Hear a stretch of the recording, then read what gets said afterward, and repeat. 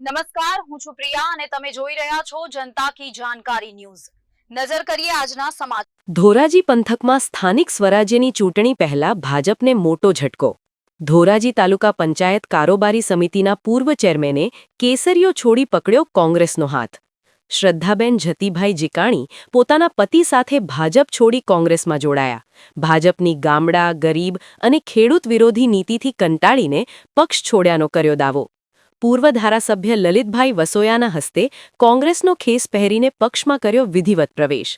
આગામી દિવસોમાં ભાજપના વધુ નારાજ કાર્યકરો કોંગ્રેસમાં જોડાશે તેવો લલિત વસોયાનો દાવો।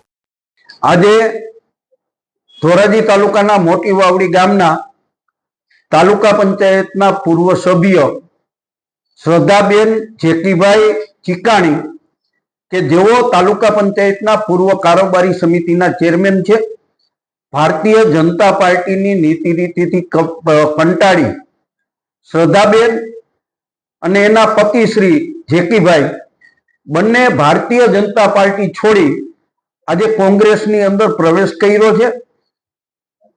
હજુ આવતા દિવસોની અંદર પણ ભારતીય જનતા પાર્ટીમાં જે કાર્યકર્તાઓને અસંતોષ છે, કાર્યકર્તાઓને જે રોષ છે ભારતીય જનતા પાર્ટીની નીતિ રીતિથી, એવા લોકો ભારતીય જનતા પાર્ટી છોડી અને કોંગ્રેસ પ્રત્યે વિશ્વાસ વ્યક્ત કરી રહ્યા છે અને આગામી દિવસોની અંદર પણ હજુ વધુ વિકેટો ભારતીય જનતા પાર્ટીની ખડશે।